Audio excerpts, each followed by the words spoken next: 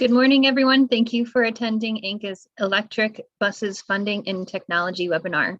This event will be recorded and uploaded to ANCA's YouTube channel. Please keep an eye out for a post-event email, which will include a link to the event recording and provide an opportunity to offer feedback via a survey. Participants' microphones will be turned off during our call, but please utilize the chat box feature at the bottom of your screen to send in questions. If you'd like to update your name or add your pronouns, click on the participant button at the bottom of your screen, scroll over to your name and select rename. There is no scheduled break during our session, and if you need to step away from your computer at any point in time, please feel free to do so.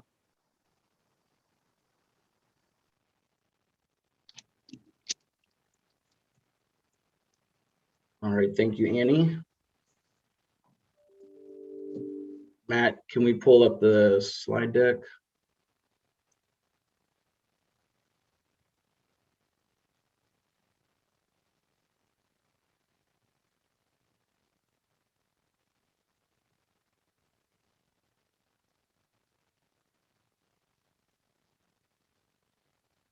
All right, good morning, folks, and thank you for attending the webinar, and a big thanks to our guest speakers for joining the conversation this morning. My name is Jared Bly, and I serve as ANCA's Clean Energy Program Director.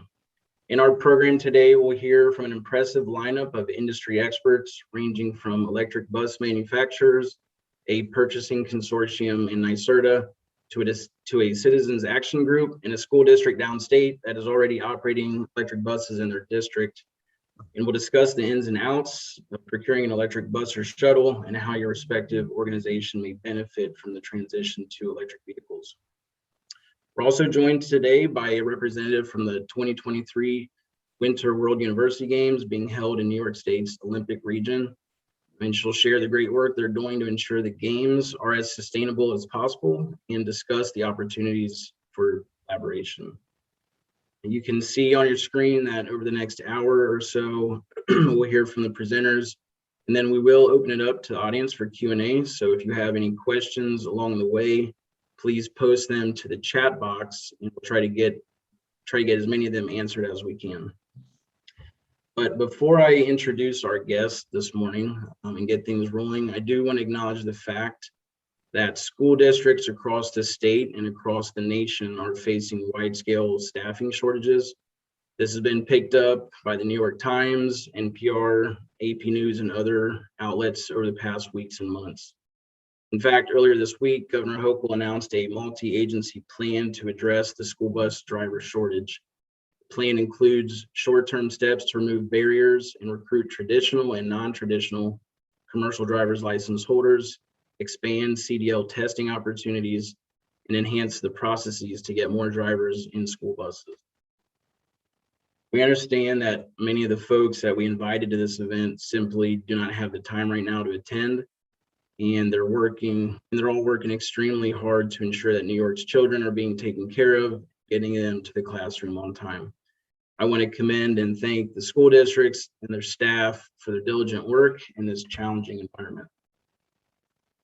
We also recognize that many schools and municipalities are overwhelmed right now because of the pandemic, and the thought of converting their bus or shuttle fleet to electric is not at the top of their priority list, given the current price differential and some other challenges that we'll discuss. Our intent with this webinar is twofold. We simply want to begin the conversation and raise some awareness around this technology and the associated benefits such as improved student health, grid resilience, and long-term cost savings, to name a few. And secondly, to share the information and the resources from trusted experts in the industry so schools and municipalities can make a more informed decision and better prepared when pressure mounts to integrate electric vehicles into their operations. With that in mind, we are recording this event, and it will be posted on our website and our YouTube channel so folks can watch it at their convenience. So without any further delay, I want to introduce our first speaker. Carlin Jessen is Head of Sustainability and Legacy for the Lake Placid 2023 Winter World University Games.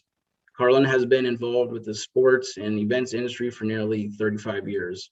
Spanning the decade, she has worked with the U.S. bobsled team, the New York State Olympic Regional Development Authority, the Seafair Festival in Seattle, REI, the outdoor retailer, and the Courage Classic Bicycle Tour. Carlin enjoys connecting people with their passions, and her hope is that folks come away from the 2023 games with a renewed understanding of the planet and its people.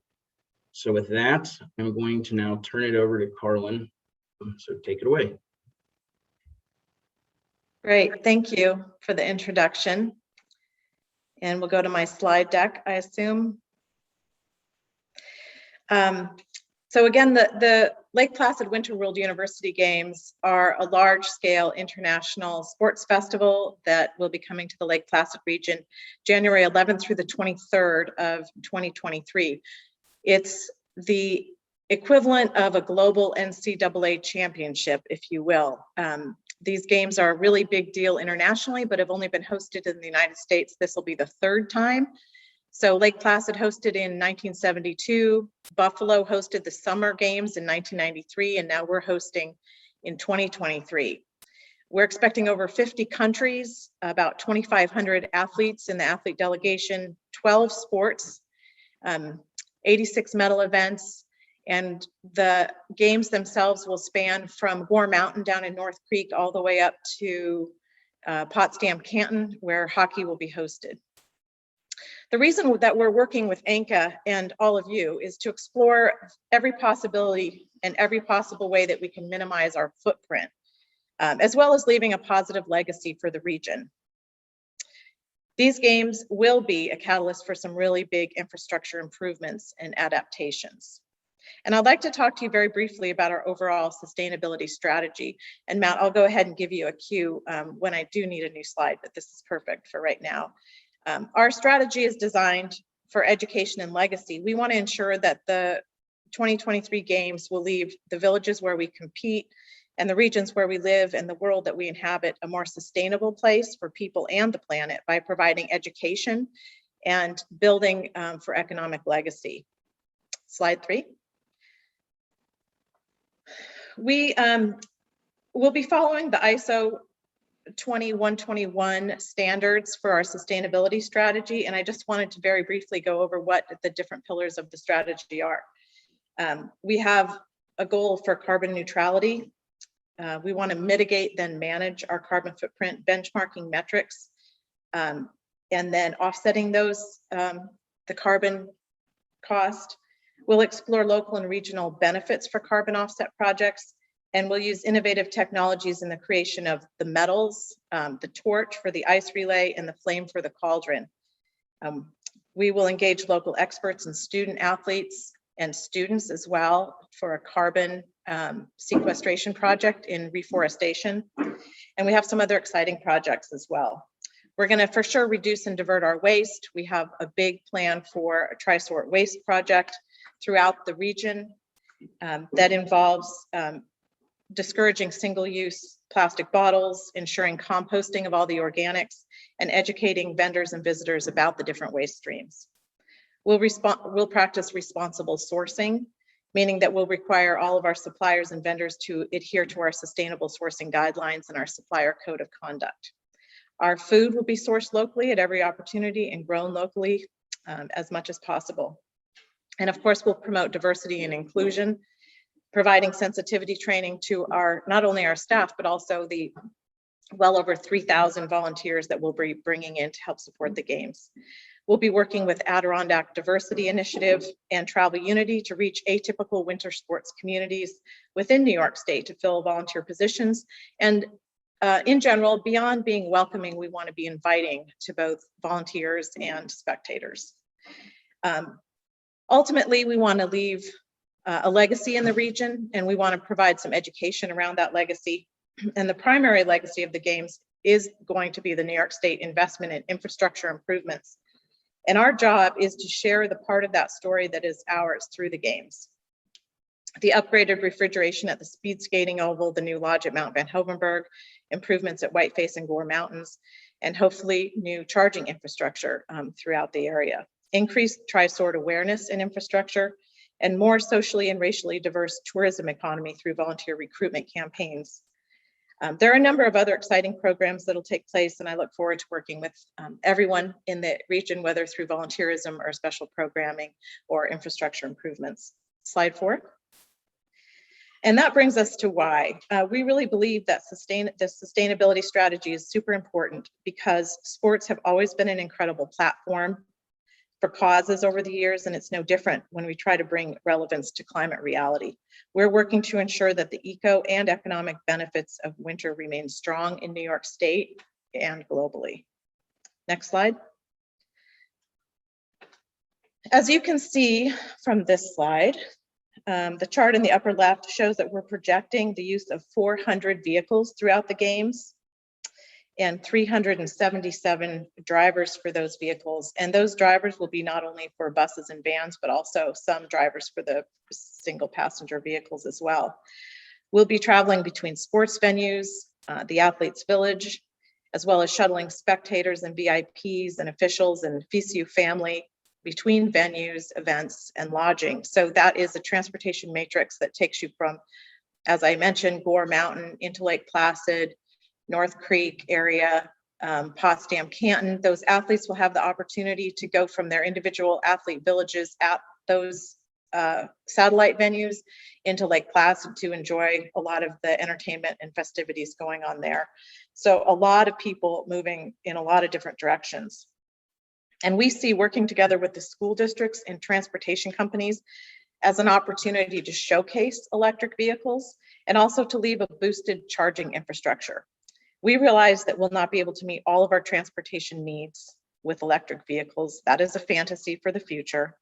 But we know that if athletes and spectators have a seamless experience riding in those vehicles, it will go a long ways to bringing electric vehicles into the mainstream.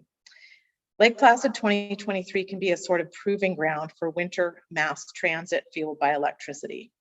If there's an opportunity to work with electric bus manufacturing and distribution in advance and then work creatively through the games for those buses to be used in advance of delivery, then it could be a win-win for school districts and for the games. Or if you have e-buses already that you can take on delivery and contract to lease back to us for the games, it would be a cost offset for school districts as well. So we need a lot of buses. We know that we only need them for a short time. So we see this as an avenue to showcase the buses and then perhaps be a cost-effective way for school districts to acquire them. So that's why I'm here and I'm anxious to hear the conversation. One more slide, I think. This just shows that ultimately we want to use as many electric vehicles as possible. This will include single passenger vehicles and the smaller vans that hopefully will come through corporate partners. We'll hope to catalyze the development of further charging infrastructure, create new partnerships, invite participation into the process, and obviously support some case studies. If we have a successful experience, I can only imagine that other large-scale events across the country and around the world would be looking to this experience to also use electric vehicles. And ultimately, our goal is we need to move the people. So we need to do that in creative, sustainable, seamless ways. Thank you. All right, excellent, Carlin. Thank you for sharing your work. Sounds like you guys have your work cut out for you, no doubt, but hopefully through this event and some of the work that we have planned in the future, we can connect you to those school districts and get you taken care of. All right, so we're gonna move on. Just the last call to see if Richard Lee is here in the audience. Okay. All right, we're gonna move on then. We'll come back and we'll check in later to see if Richard was able to join us. I know he was traveling today, so that might be part of the reason. I'm going to introduce Mark and Scott. They're going to co-present on the next section. So Mark Hanrahan is sales manager for Matthews Buses. For 21 years, Mark has been with the company representing Thomas Built buses and also Matthews specialty vehicles, specializing in public safety vehicles. His sales team is currently working with several school districts in upstate New York that are exploring options for purchasing electric school buses. Mark was recently Success won helping secure financing through NYSERDA's truck incentive voucher program for Bethlehem Central School District to purchase the first 5 Thomas Joly EV buses in New York State. And Scott Goebel is sales representative for Thomas Built Buses. Scott is in his 40th year as a school transportation professional, having served in the capacity of a school district director of transportation for 35 years, and now 5 years as a Thomas Built Buses sales representative serving North Country counties. Scott is also a former president of both the New York Association of Pupil Transportation and the Sear Foundation for Excellence in School Transportation. So with that, I will turn it over to Mark and Scott. Mark, maybe you will begin.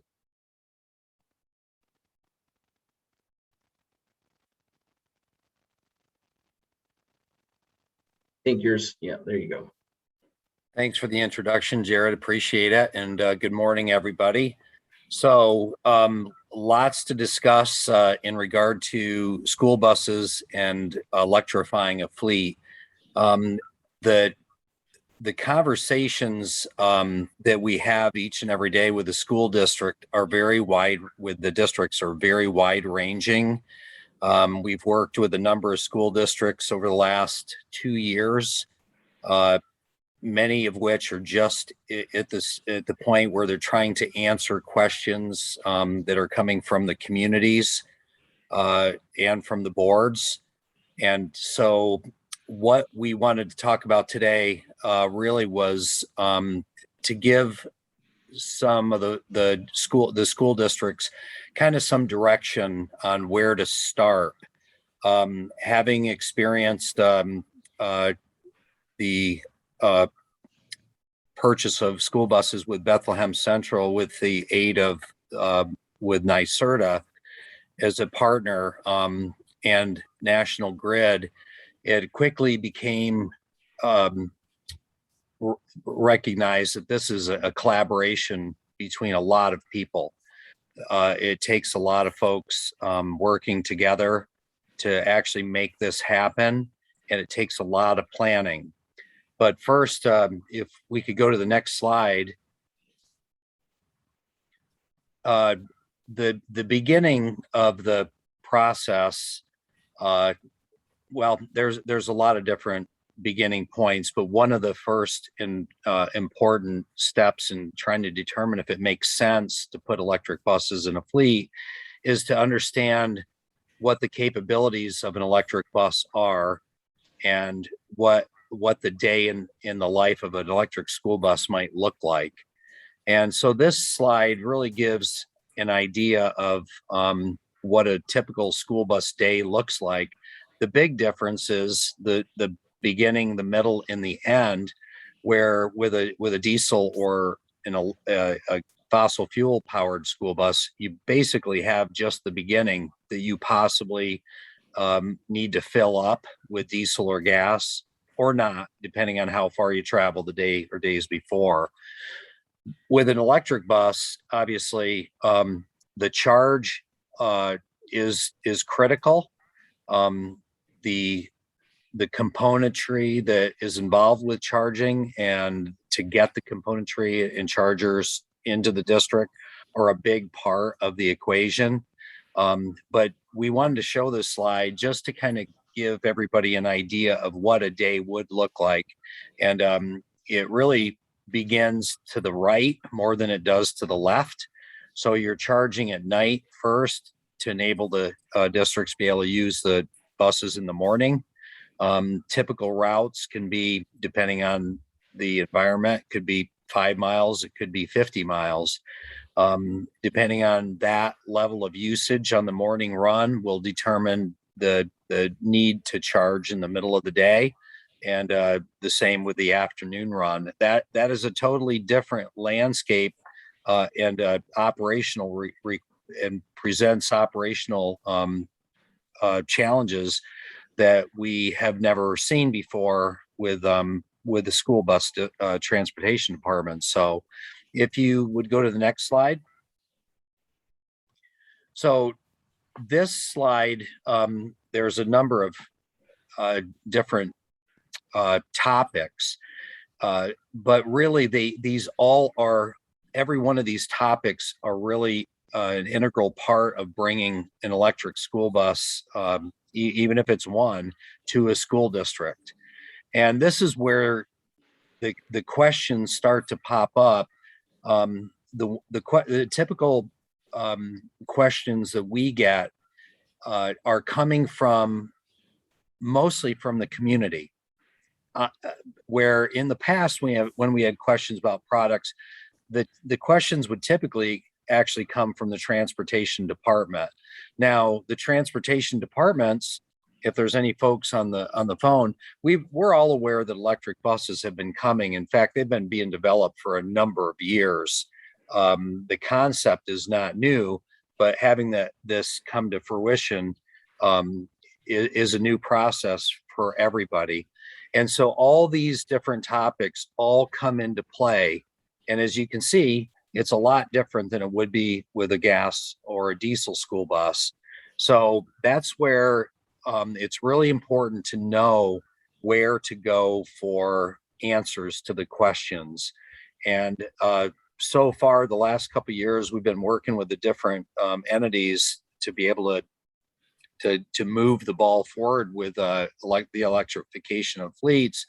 Has been a collaboration first and foremost with the finance side, with the charger side, with the infrastructure side, and strange to say, probably the easiest part of this whole equation is to pick a bus. All leading OEMs have electric buses now. They've all been in development, like I've mentioned, for a long time. They're all sound products. They've been proven out there. But without chargers, without infrastructure, without site development, you can't have an electric school bus picking up and dropping off kids. So I just wanted to show this slide really to give everybody on the call an idea of what it takes to kind of put this whole thing together. And again, there's a tremendous amount of assistance available out there. NYSERDA has been fantastic to work with. National Grid's been fantastic to work with. There are some third-party kind of turnkey finance operational companies that have sprung up in the last couple of years. So my suggestion to any school district that is interested in pursuing electrification, reach out to their local school bus supplier and take advantage of all the assistance and all the resources that there is available out there to help you along the way. So I believe the next slide may be, just a contact slide. So really that's what we wanted to touch on. Scott and I worked together. So we had talked before the call that I would do the presentation, but Scott is our representative in the North Country, and he is available to assist in any way, shape, or form. And we're not just here as Matthews Buses to help, but more importantly, the whole industry here and all the dealers in New York State are here to assist. We're all proponents of electric buses, and they absolutely make sense from an operational standpoint and from a health standpoint, and just a community and environmental standpoint. They're great products, and we're all very excited about where this industry is headed. So we're all here to help any way we can. Thank you, Mark and Scott. Thank you. Nice presentation. Hopefully, if folks have questions, they'll be able to track you down. Like I said, we'll be following up with an email after this presentation. We'll have contact information for everybody. So folks who are on the call right now, if you have questions and you want to know what that next step looks like and any kind of related resources, be sure to reach out to Mark and Scott. All right. Thank you both. I'm going to now introduce Adam Reuter. He is Assistant Director of Clean Transportation at the New York State Energy Research and Development Authority, also known as NYSERDA. Adam has led the implementation of New York State's Charge New York initiative to advance electric vehicle adoption in the state. He closely collaborates with other states and the federal government to jointly advance EV policies and programs. Before joining NYSERDA in 2008, Adam received a Master in Public Policy degree from the John F. Kennedy School of Government at Harvard University. So with that, I will hand it over to you, Adam. Good morning, everyone, and thanks for having me. Can you move on to the next slide? So I'm just going to go through real quickly the New York Truck Voucher Incentive Program, and you've already heard a little bit about it from Scott and Mark, and so this is just a little bit more detail about how the program works and what to expect. So next slide. This is a almost $60 million program supporting trucks and buses, both transit buses, school buses, and as well as all different types of trucks from Class 3 through Class 8. And the program is designed to help reduce the upfront purchase costs of the vehicles and replace old diesel vehicles with cleaner alternative fuel trucks and buses. There's an important role for vehicle manufacturers, dealers, and fleets to play in the process. And as you heard previously, the dealers are very involved, and it's a very collaborative process between the fleets and dealers in particular. An important element of this program is that it does require you to get rid of and destroy an old diesel vehicle and take it off of the road. So you're replacing an old diesel vehicle with a clean electric vehicle. Next slide. So as I said, we're talking about weight classes 3 through 8. And we do have funding for a few different fuel types, battery electric, hydrogen fuel cell, compressed natural gas, and propane buses, although we have a lot more money for electric and fuel cell than we do for CNG and propane. We also do provide some funding for converting old buses to electric. So if you want to repower an old bus, an older bus with an electric motor, you can do that as well. You have to keep those buses in service for at least 10 years. And one important thing is that school buses, the way the program is configured right now, school buses have to operate in or be domiciled in a disadvantaged community or one of the 30 counties in New York State that has poor air quality. And I have some maps later on that I can show you, but those can also be found on the website. Next slide. As you can see, the incentives range pretty widely based on the fuel type and the weight class of the vehicle. So for all electric, they would range from $60,000 for a Class 3 up to potentially $220,000 for a Class 8 bus. And for CNG and propane, the incentives are significantly lower. But for a typical Class 7 school bus, most of the incentives we've seen have been in the $200,000 range. Next slide. And I just wanted to touch on the vehicle scrappage requirements. This is a key element of the program. You do have to have an older bus, 2009 or older diesel bus, to be able to get rid of. And you have to both drill a hole in the through the engine, a 3-inch hole through the engine, and cut the frame. So it will not be used again. And we are looking for vehicles that have been in operation. We don't want you to just take a bus that hasn't been used in 5 years and is just kind of sitting around. We want to take buses that have actually been in operation. We know that there are a lot of schools that don't have buses that meet this requirement. And we are working on some changes to the program, which should be out pretty shortly, hopefully in the next few weeks, that will adjust that to make it, I think, a little bit more achievable for schools and school bus fleets. But these are the current rules. And next slide.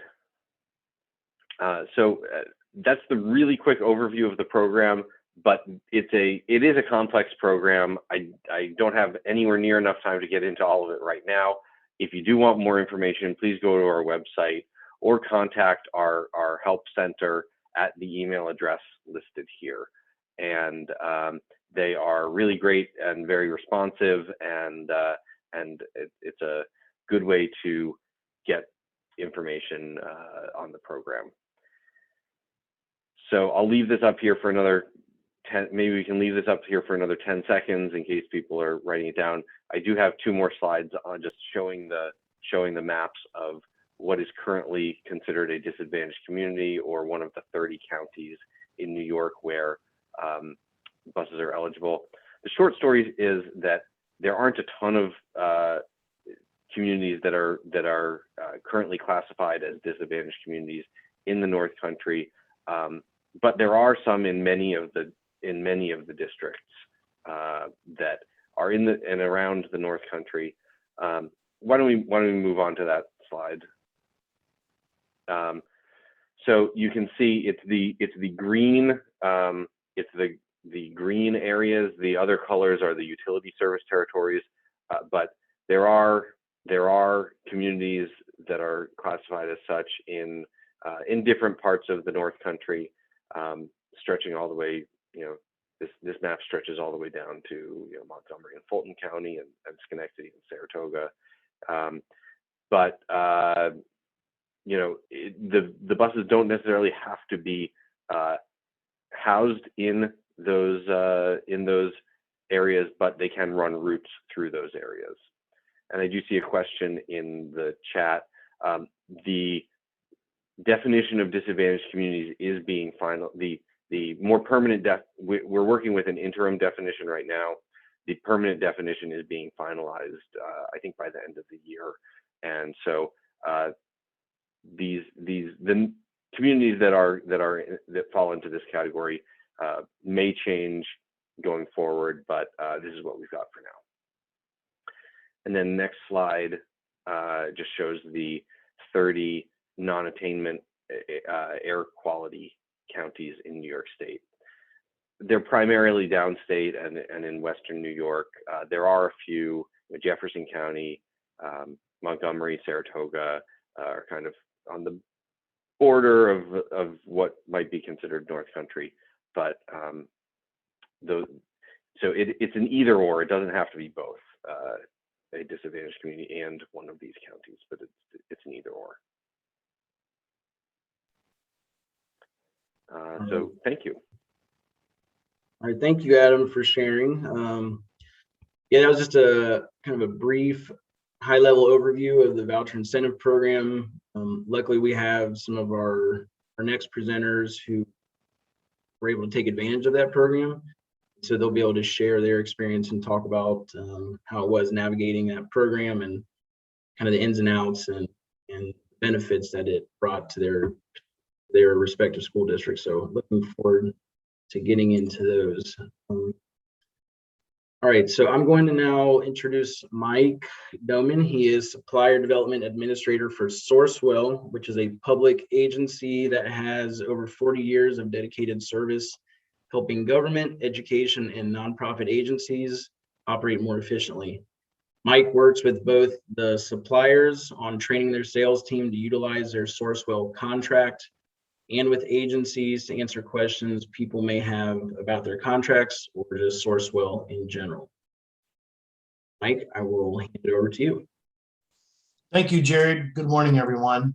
So like Jared said, my name is Mike Doman. I'm based in Minnesota. So I'm not out in New York, but I just wrote this down. I can't believe I just thought of this. I'm actually a school board member.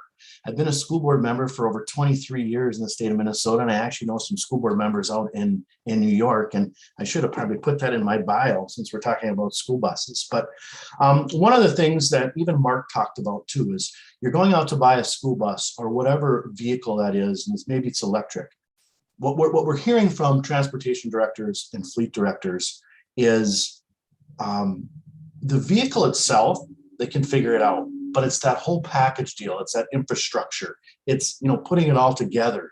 That's where it's very time consuming. So ultimately what I'm here today to do is just talk about the ways you would go about procuring a piece of equipment, right? So you can go to the next slide, please. So what we'll talk about is ultimately what Sourcewell is we are a government agency, we're a public agency. So what we're going to talk about in the next few slides is kind of who Sourcewell is, kind of how it all works, right? How it's all put together, the value of cooperative purchasing, and then a couple partnerships that I'll just kind of highlight towards the end. So go ahead and go to the next slide, please. So who is Sourcewell? Well, we are a government agency, right? We're a public agency directed by Minnesota statute. We are there's service cooperatives in the state of Minnesota. We are one of those service cooperatives. Being a public agency, I'm a public employee. I'm not a state employee of Minnesota, but I'm a public employee. We have a publicly elected board of directors. I used to serve on that because I was a school board member, so that's kind of how our setup is. But being that government agency, we are the lead agency, and we're able to go out and have the legislative authority to go out and competitively solicit and award contracts. And we do that by categories. So for instance, let's just take school buses. We go out for the category of school buses. We just don't go out for electric school buses or diesel school buses or gas school buses in general. And since Thomas is on the call, and Thomas is a Sourcewell awarded supplier, they responded with all models that they have, which includes their electric. So that kind of gives you an overview of kind of what we do. One of the things I always point out is acceptance and comfort with using cooperative contracts, right? Including Sourcewell, always comes down to your local policies or your interpretation if you can use cooperative contracts. That's kind of where I step in and I answer some of those questions to those participating agencies. Those are government, education, and nonprofits, to make them feel more comfortable, give them the information they need about cooperative purchasing. But it always comes down to local policy if they can actually use a Sourcewell contract. Next slide, please. So this is how it all works. Now we kind of look at it. You know who we are. This kind of is how it all works. So you think of it like a three-legged stool where you have the participating agencies, right? Those could be the school districts, universities, cities and counties, states. We have the suppliers, for instance, in this case, it's, Thomas Built Buses, let's just say, right? And then you have Sourcewell. Sourcewell goes out for a category, school buses. We competitively solicit that. There's a process it goes through. Our procurement team evaluates it. We award a supplier or suppliers. They become a Sourcewell awarded supplier. That's what it comes down to after they respond. On the other side, we have those participating agencies. They're going out to our website, sourcewell-mn.gov, right? They're registering to become a client or a member at no cost, which then they can utilize all the 450 plus contracts that Sourcewell has. They have the legal authority to do that. It's usually through the joint powers laws, which means what one entity can do, another can also do. So if a county, for instance, in New York went out for a solicitation or an RFP, possibly that neighboring county could use that contract also. But here's really where the beauty comes in, right? The participating agencies, those school districts, can work right directly with the suppliers, most of the time through the local dealers or distributors, and they procure directly through them. Sourcewell is just a resource now for both the suppliers and participating agencies. Ultimately, what we've done is just created that legal pathway between the buyers and the suppliers. There's three things I always say that the participating agencies, and mainly their procurement teams, they're concentrated on, and that's compliance, compliance, and compliance, right? Welcome to government. They have to go through and they have to do those things. So that's why those procurement offices are looking to shop and buy through contracts more and more. Next slide, please. So what does it look like when you're actually using Sourceful, right? Well, one thing doesn't change, and it doesn't change for, let's just say, for example, the school districts. They're still going to have to go and identify who they want to work with or get information from. There's no better way to get information than from the suppliers. You know, like Mark and Scott, they're both experts, right, in that field. They know their products. So you're still going to have to do that. And then same thing on the supplier side. They're still going to have to go out and sell to those school districts. They're going to have to identify those school districts that need buses, that need electric buses. But then you kind of got a decision to make, right? It's either that traditional bid process. And if you ask anybody in government, they will know what that is, no doubt about it. And I don't know in the school bus world, but in the bigger equipment, sometimes this process can take 6 months to 18 months right now, just depending on you know, how busy that procurement team is.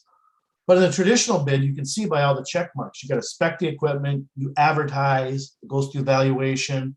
Most of the time in government, if they meet the specs, you're going to award to the low bidder to go through the protest period. It can take a long time, right? Finally, you get to issue the PO. And then finally, after all that process, your school bus is delivered. What does it look like if you use a Sourcewell contract? Well, Sourcewell doesn't skip any of those steps. We actually satisfy those steps, right? All those first steps are already done by Sourcewell, which means you may be able to save that 6 to 18 months process. You're still going to have to order your bus. You're still going to be working with the supplier, right? And going through specs and overlooking the Sourcewell contract to see if it meets your needs. But it really shortens up that time frame of when you actually start, right, till the end time that it's delivered. Next slide, please. So this cooperative purchasing overall, what are some of the values of it? The number one thing we hear over and over again from both the fleet and procurement sides, right, is time and money, right? When we talk to the transportation departments or fleets or public works or whomever it is, right, they like to sometimes have the same type of buses, for instance, right? So it's standardization. Their mechanics know how to work on them. They have extra parts. They like some of that. And on the procurement side, remember that process. They don't have to go and duplicate the whole process that Sourcewell's already done. And I can tell you right now, procurement departments have stacks and stacks of bids that they're going out with. That's not going to change because remember, a lot of them have, you know, multiple departments out there. But what they're doing now is looking to a cooperative contract, Sourcewell, and there's others out there, right? They're looking to them to say, hey, maybe I don't have to duplicate that process. It's already been satisfied by Sourcewell. Another thing is Sourcewell contracts are solution-based. So I'm going to give an example for Thomas. They've supplied all of their models, right? It's solution-based. Now you as a school district can pick the exact bus that you want to use, right? Procurement doesn't have to go and really write up those complicated specs sometimes. And it's probably gotten more complicated with electric. I don't know that. But then they can work directly with the supplier, right? And they can supply all the models to the contract. Trust and relationships. You as school districts, you as participating agencies can work directly with the suppliers you want to work with. And remember on the procurement side, it's that legal pathway to buy. And then low bid, low quality responses. We all know this in government, right? Price is number one. It always will be. It's just what it is. But you can now choose through contract value and quality. If we just awarded to the low bidder every time, my guess is we're seeing this more and more. A lot of times the low bidder can also be the low quality. Nobody wants that. You don't want a school bus that's going to last 5 years and you have to go out and buy another school bus. You want quality suppliers, right? And then it's volume pricing too, which means our suppliers have supplied us with in their responses to their solicitation not to exceed pricing, right? That's what it is. In most cases, you then can keep the tax dollars local, which means you can use your local distributor or dealer in most cases. There's some contracts that just doesn't happen yet, but that kind of gives you the overview of the value of cooperative purchasing. Next slide. And then I talked about partnerships. So here's a partnership that Sourcewell is involved in right now. So it's the Climate Mayor's EV Purchasing Collaborative. I probably should take EV out because we've added sweepers and stuff like that too, but I guess that's a vehicle. But ultimately what it is, it's the nonprofit Climate Mayors. They got together, kind of after the Paris Accord kind of went away, and they said, we want to keep doing this. So it's the Climate Mayors nonprofit. It's Electrification Coalition. They provide policy and work with a lot of the sustainability departments across the United States. It was focused on cities first, but it's opened up to any university, school district, whatever nonprofit, right? And then Sourcewell, it's a third partner, which we bring our procurement arm into this. And what we've done, and to try to make it a little bit easier on that front end, is we went out and made a website, driveevfleets.org, and we kind of just extracted those electric solutions from some of our contracts. For instance, Thomasville Buses is on there, right? We have 3 other buses, Line Electric, IC Bus, and Bluebird are all on there, right? With their electric models. You reach directly out to the supplier to ask questions because remember, they are the experts. But we also have light duty vehicles on there. We also have some sweepers on there. And as things are moving pretty quickly over the last year, we also have, starting in those heavier chassis, are also on there too. Along with, which seems to be the #1 question when you buy anything electric, is the infrastructure, right? So the charging station contracts that we have are also on there too. I don't want to call it, I will call it, I guess, a one-stop shop. But ultimately what it is just to get, okay, I can now reach out to Thomasville Buses. I have some questions on their electric bus, right? Instead of looking through and saying, I wonder if they even have electric bus. So that's what we've done with a partnership with Electrification Coalition and Climate Mayors. Next slide, please. So one of the things, in summary, when you're going out there and possibly looking at buying a school bus in this case, or some piece of equipment, right? You want to look at a Sourcewell contract as the pathway to get to your solutions. Maybe it's not the right way for you, but if it is, then you don't have to duplicate that whole process. And really work with your procurement teams because they're going to have bid schedules set up, and you want to get in front of them, right? If they're out to bid, it's probably too late. The bid's out on the street, then the suppliers or dealers are just going to respond. That's okay too, but you want to get in front of them, in front of their bid process. And ultimately, what participating agencies, they have a couple choices to make. It's either they're going to bid it or they're going to buy it off a contract, right? They're going to make that decision if they want to do that. So, and I just want to point out too here is you can register at sourcewell-mn.gov. So right on our homepage. And this is the registrations for any government, education, and nonprofit. They register, become clients, they get a Sourcewell member number, we call it, and that links them in our system, and that's what they put on all their POs to link it to the contract that they're using. So that gives you some ideas there on it. One other thing we mentioned a little bit earlier is the cost, right? The cost of electric. It's different. One of the things, and I should have put this in the slide, and I didn't think of it till I think Mark was talking about a little bit about the financing piece of it. So we have contracts that do municipal financing also. It's something that we see agencies using more and more, right? Because their budgets are going to be tight. Things are going to cost a little bit more, but they can do it through municipal financing. And we have that under contract too, suppliers under that one. Question came up, how does the services of New York OGS differ from that of Sourcewell? New York OGS is a state contract, right? It's another choice. We have state contracts, traditional bids, cooperative purchasing, multiple cooperatives out there, right? It's just another choice. One of the things I did want to point out, and I'm glad you brought that question up, is New York OGS right now has requested all of our bus contracts. So what they will do is they're going through and vetting them right now. New York OGS every once in a while, and they've done it quite a few times actually, will adopt our contracts and they actually become state contracts in New York, which is a good thing, right?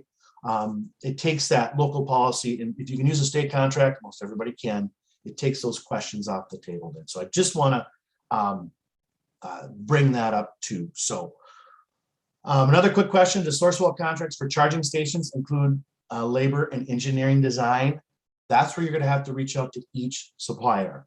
Some do, some may put that in their source section or open market section of the contract.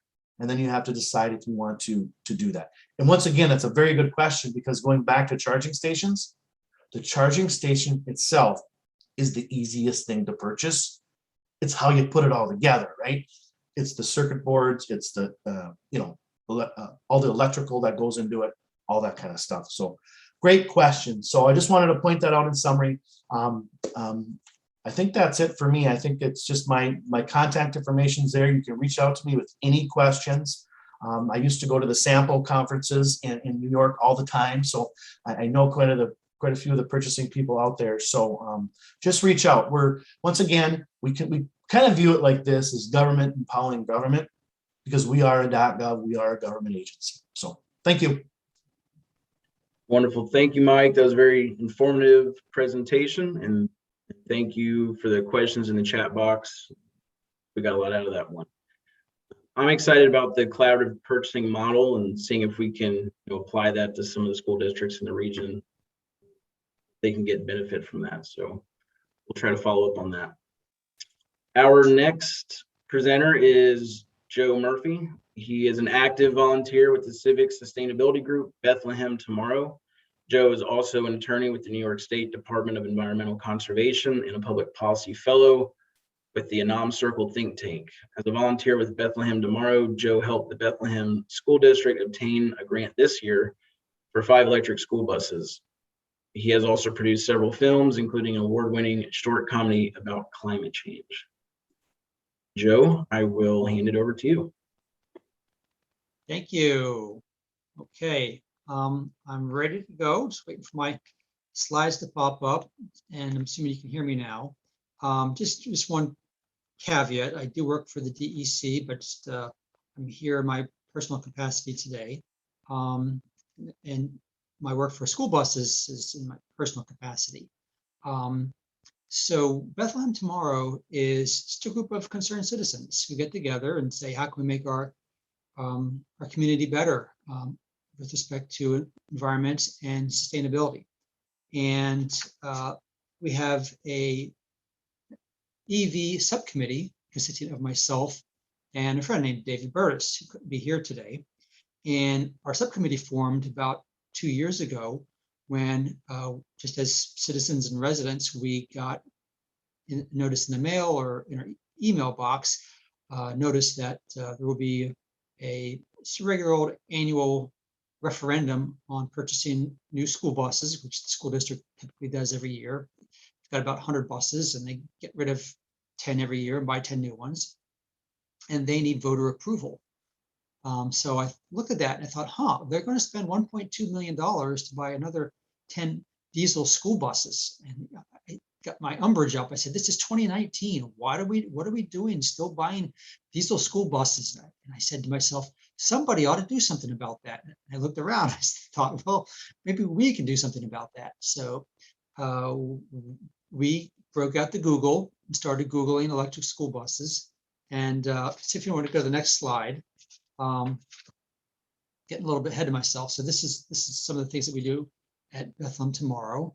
So why don't you go ahead, next slide. These are some of the, we put together a little cheat sheet after we got on the Google, and we figured out what are some of the leading points in favor of electric school buses, things that we didn't know before we opened up our laptop, and what would be helpful for other people. So we put these things together. Go to the next slide. And I'll get into the nitty gritty of how this all happened. But right now, jumping forward a year and a half, 2 years later, we did it. We, meaning this whole team of the Bethlehem Central School District, administrators, school board, and the people of the town who voted for this. And of course, some of the manufacturers and other consultants we talked to, and of course, NYSERDA. We did get that nice big grant for over $1 million or so. So it is possible to get electric school buses. The process can work. We're living proof of that. So we'll go to the next slide, and now we'll jump into the nitty gritty. So again, at the beginning of Bethlehem Tomorrow, we researched electric school buses. What's the state of the art out there? What are the buses themselves, the models? What are available? What's available? How much do they cost? And are there grants and things like that? And we educated ourselves, and then we started educating the community and the school administration. And we offered to help because, as others have said, we know that y'all are really busy, and we want to make your lives easier as a community volunteers. And I think that's one of the lessons learned, which I'll talk about a little bit later, is if you decided to do this, or consider doing it, reach out, try to find some allies. There are people who want to help you get this done. So we'll go to the next slide. And here is a timeline. And this is part one of two of our timeline. Starting back in 2019, that's when we reached out to the school board, and we said, hey, we would love you to do electric school buses. And everybody said, well, you got to talk to Judy Kehoe. She's the money person. She makes everything go. And there are a few other members of the team at the school district, the transportation folks. Kareem came in kind of halfway through this timeline. He came down from North Carolina and came up very quickly, got up to speed and helped Judy. So I guess the point here is, figure out who needs to say yes, who could possibly say no, who do you need to work on, who do you need to educate. It may be you, or maybe one of your colleagues, maybe somebody on the school board. So we want to move on to the next slide. So we also decided that we need to educate the community. I'm assuming it would be the same in other places where it's not just a school administrator who has to decide, yes, we want to do this, that you may need a school, you may need the community to vote in favor of a referendum to fund the school bus purchases. So we did letter to the editor. If you go to the next slide, we did a webinar where we invited someone from Public Interest Research Group to talk about electric school buses. They had done a lot of research on it. Again, he was up to speed on what the other pilot projects were around the state, around the country, what's the technology, what's the funding. So, it's reach out to people who know more than you do, and then help spread the word. Educate yourself, educate others. So let's move forward to the next slide. So, we, over the 6 months or so, we gathered a lot of information. And then I think if you go to the next slide, you can see where we submitted a letter to the school district. Now this is just the opening paragraph or so. I think it was like a 2-page letter where we gave them the ask. Number one, we're asking them to apply to NYSERDA this year. And because I think one thing my colleague David and I realized very early is that the hardest step to take on anything, but in particular something new like getting electric school buses, is the first step. We really wanted to push the school district to commit to buying even a single electric school bus. So we thought that once they do that, once they even make the commitment to do that, everything else will follow. And then the flip side is that you have to take that first step with an eye towards the future. Bethlehem has 100 school buses. So yeah, we wanted them to get that first electric bus, but we also realized there's going to be a lot of planning to get to number 20, number 50, number 100. And we'll get to that in a little bit. So why don't we go ahead and, yes, the next slide. So we presented just a kind of summary plan and proposal, submitted it to the school district. And they really, to their credit, they took off and ran with it. And we'll get to some next steps coming up here, but they really jumped in and did their research and reached out and skipped over the COVID, that little thing that we're all familiar with. The fact that the Bethlehem School District was able to start from scratch, do the due diligence, apply for the funding, get the funding, come up with a plan in a year and a half or so during COVID. I really tip my hat to them. They did a great job. Next slide. So this is the part 2 of the timeline. And throughout, we worked with the school district. So we watched the webinars and wrote up summaries and sent it to the school district contacts so that they didn't have to.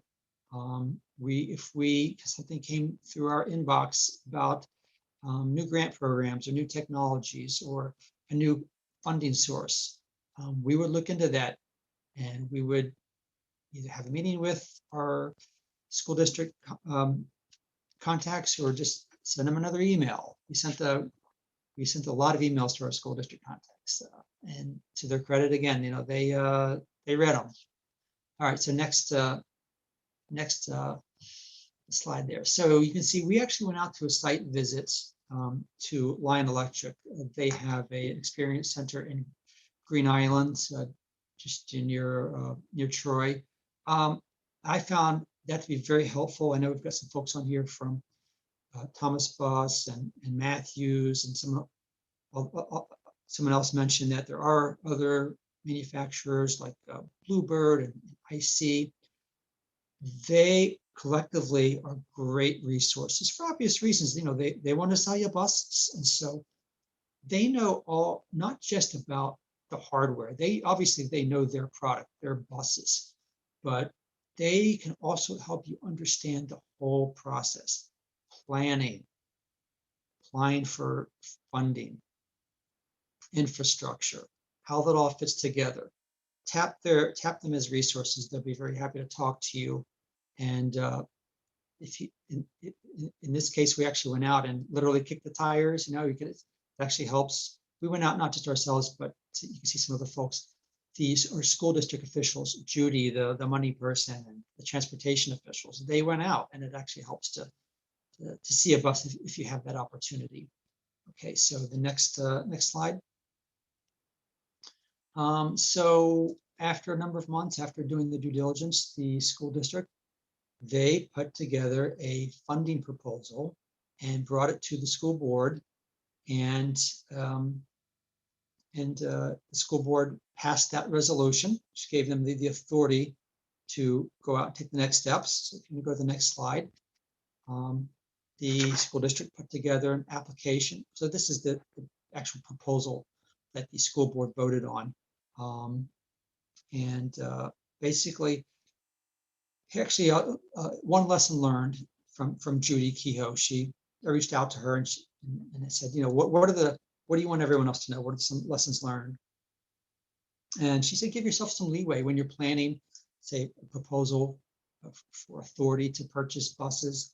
They worded it in such a way where they had a little wiggle room. They were authorized to purchase up to 9 buses over the next 2 years, because we weren't sure whether we would get the grant or maybe we would only get partial grants. So they built in flexibility so that if we'd gotten only partial grant, we could still buy a couple buses, even if it's not the 9 buses that we wanted for the first 2 years. And also gave ourselves some flexibility on the timing. So again, kudos to the smart folks at the school district to design and write up the authorization in this way. Okay, next slide.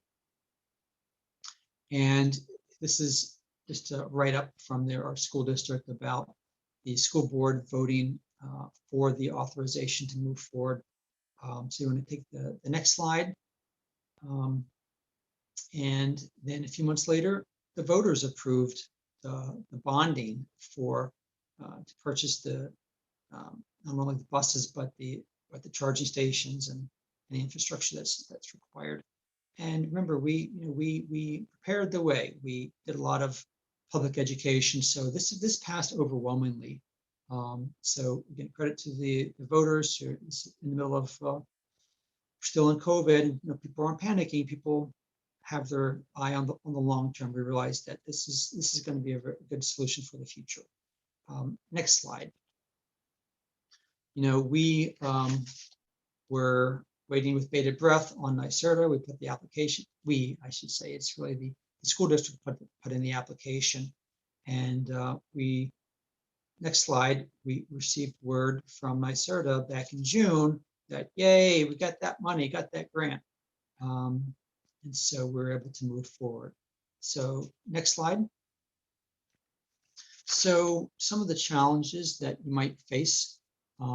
One big question is, are you going to do it yourself, or are you going to seek a turnkey model? We haven't really talked about that, but there are new companies who will say they'll do a lot of the work for you. They will purchase the buses. They can actually act as your agent, I believe, in getting the grants. But then they would take away a lot of the work from you for a price. I've got some of that information. We can provide that information if anyone's interested in that. Bethlehem School District did speak with one of these turnkey model vendors, decided eventually that the school district would not go that route, and they would do it themselves. Because our school district did have the capacity. We've got some experienced folks in the transportation department, in the financial administration area. So they decided that we could do it ourselves. Next slide. And infrastructure, we talked about that before. It's one thing you have to plan for. And so part of the authorization that we got from the school board and from the voters is to spend money to get the buses and to put in the infrastructure, not only for the first couple of buses, but we're planning ahead for the next 10 years. We're going to lay enough trenching for 10 years to turn over about 46 of our 100 buses, even if we're just going to purchase initially the first couple of chargers. So next slide. So some of the lessons learned, obviously you want to do your research, as I mentioned, find helpers and allies. It could be people within your school district, it could be people in your community, the manufacturers, they want to help, right? Tap them for their expertise, definitely. Plan for the short and long term, take that first step, commit to buying that first bus if you can. Keeping in mind, you're going to plan for the long term. Educate yourselves, educate others around you, and explain to the public. Now, I also did get some late information that did not make it into the slides, but this is from Judy, our lead person in the school administration. And what she mentioned was, keep in mind total cost of ownership. We didn't really get into that. People, yourselves, maybe the public, they fixate on how much is it going to cost us right up front. Keep in mind, electric school buses are cheaper to run, cheaper to fuel, cheaper to operate. So when you're looking at your budget, don't look at just the 1 or 2 year life cycle of budget. Look at how much these buses are going to cost and save you over 10, 15, 20 years. Judy brought up the fact that the NYSERDA grant timeline is not necessarily aligned with your annual budget timeline. So you may need to be flexible there. Keep in mind that once you decide to purchase a bus, the manufacturers need lead time to purchase, to manufacture them. And again, plan ahead. Commit to taking that first step, but realize that you're committing also to planning for the next 10 plus years. So I believe that's our slide deck. Happy to answer any questions at the appropriate time, and reach out to me at any point. My email is on the slide deck, joemurphy.law@gmail.com. Also check out bethlehemtomorrow.org. We have a little short page on there, and you can contact us through our webpage. So that's it. Thanks. Great. Thank you so much, Joe, and congratulations on the being awarded the grant. That's excellent news. I really appreciated the kind of granular breakdown of the timeline perspective, the added capacity that you gave to the school district staff. I think that's a really important piece to remember, that the citizen advocates, they can step in and fill that gap and help move this process along in the right direction. So thank you. All right, I'm going to turn now to our last speaker, and certainly not least. This is Sergio Alfonso, who is the Transportation Supervisor for the White Plains City School District. Sergio has also been in pupil transportation since 2007 and started on the contractor side working with Doman and Sons. From 2010 to 2015, he worked for the Brewster Central School District as the operations assistant. In 2015, Sergio assumed the role of supervisor for the Greenburgh Central School District, where he remained until 2017. Since then, he's worked as the director of transportation for the White Plains City School District. So with that, I will turn it over to Sergio. Great, thank you. And thank everyone for having me this morning. Just a quick overview of what the White Plains City School District, where a school district of roughly 10,000 students, 40,000 people in an area of 14 square miles. And on any given day, we're a city of 100,000 people. So a lot of movement there. One of the questions that is commonly asked is, why did we get into the EV program, right? But we all saw Adam's map and we see where Westchester County stands. So, the district, we knew that the introduction of renewable energy into our transportation would prove advantageous to our community. We've always been proud of our commitment to our community's well-being. And as we all know, these buses don't emit any exhaust. So therefore, they're better for our community. When you think about the health and wellness of our students, it was really a no-brainer. We were also interested in going beyond the classroom and teaching our students the importance of being environmentally friendly. Our transportation provider who purchased these vehicles deployed 5 Lion electric Type C school buses as part of the pilot program in 2019, and they remain in our rotation today. Some of the players were, of course, National Express, Lion Electric, the bus manufacturer, Con Edison, which is our local utility company, and NYSERDA. The project was partially funded by the Truck Voucher Incentive Program. National Express received $120,000 per vehicle from that program. Con Edison also provided $100,000 per vehicle to test the operational viability of the vehicle to grid. So that really helped to offset the cost of these electric school buses.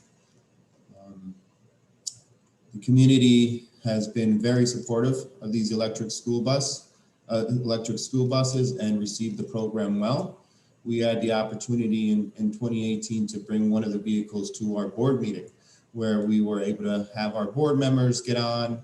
Our parents came, community group also came out, and it was very successful. And then from there, it really took a life of its own. And we're lucky enough to have 5 electric school buses. We have 5 elementary schools here in district, so we deployed one in each school.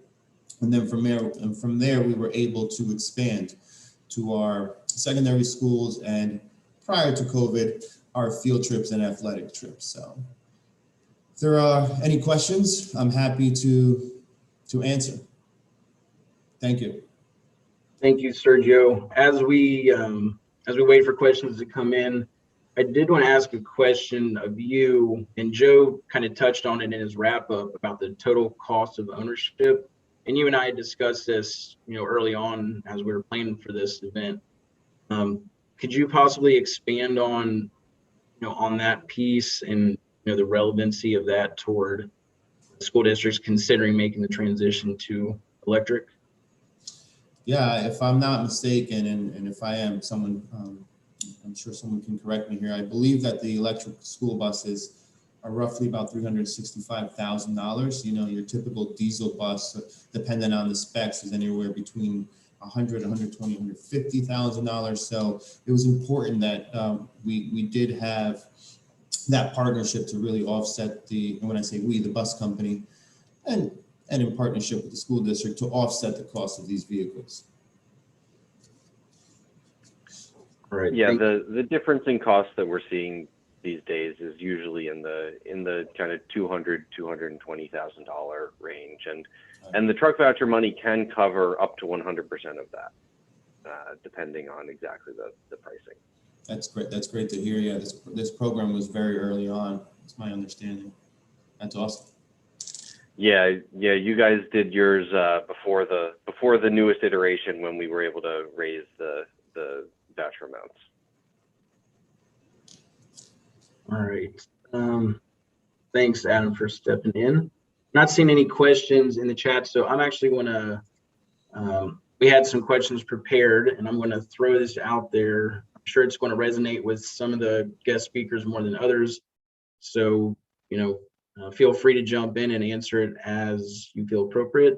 So the question is, our district purchases a single model of bus on a rotating schedule for efficient service and stocking of parts. How can we best incorporate electric drivetrain buses into this purchase model?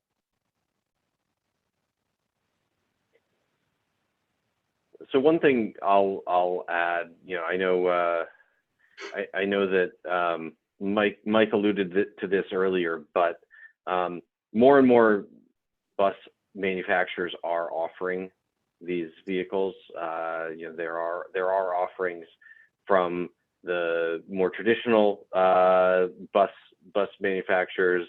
Thomas, you obviously heard from today, Bluebird, IC, and also from newer companies entering the market like Lion. So if you have a specific company that you have worked with in the past, check it out. They probably do offer buses, so electric buses. So definitely look into it. But I also would recommend you look around, and there are a lot of compelling products from all these manufacturers. All right, thank you, Adam. Next question I have here, and this is probably for Mark or Scott, but how is driving range impacted by cold temperatures or hilly terrain?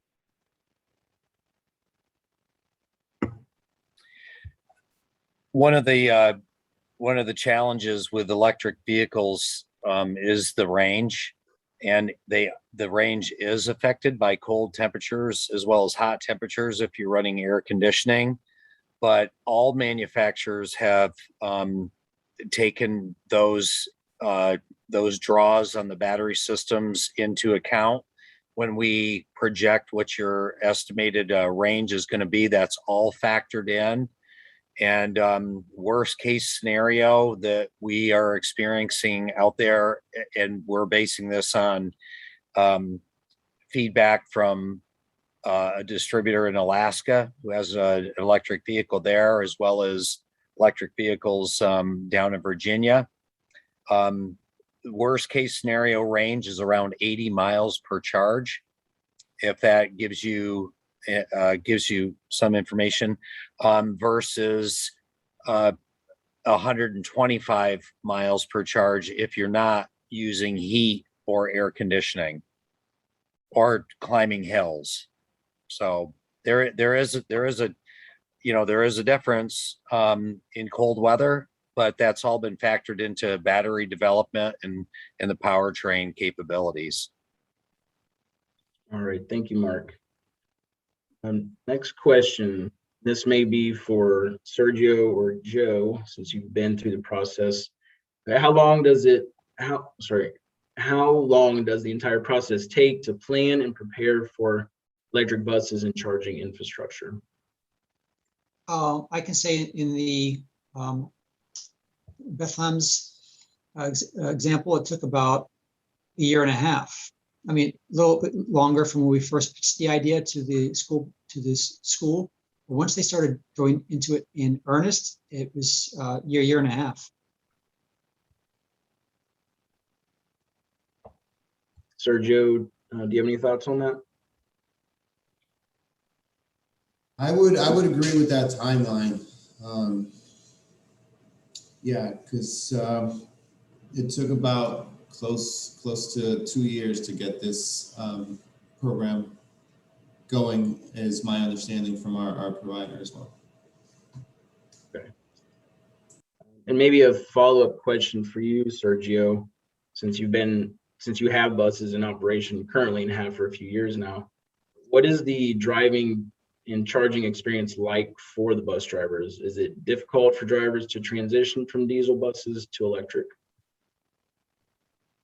No, I mean, they're professional drivers, and a lot of the drivers did want to take the initiative to learn how to use these vehicles.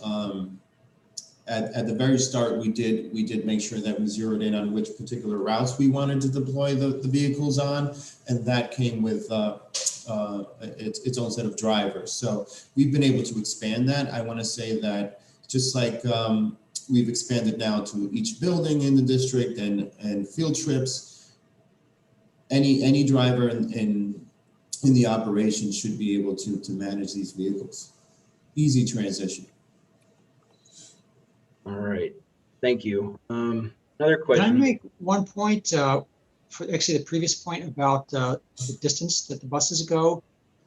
This is one of my pitches that we do to anyone we're talking about, is that my understanding is that the ranges get longer and longer each year, just as the prices are dropping, the driving range is going up. So if you've got a whole fleet, you're not going to turn over your entire fleet in year one, right? This is going to be a multi-year process. So when you get your first couple buses, you can assign those to your shortest runs. And by the time you get to getting rid of your last diesel buses in any number of years, the range on those newer electric buses are probably going to be a lot longer. So it's probably not going to be an issue for that reason. Yeah, that's a good point. It's a good point to make, Joe. We do have a question in the chat here. Could the school districts that are on the call let us know about the operation maintenance costs compared to diesel school buses?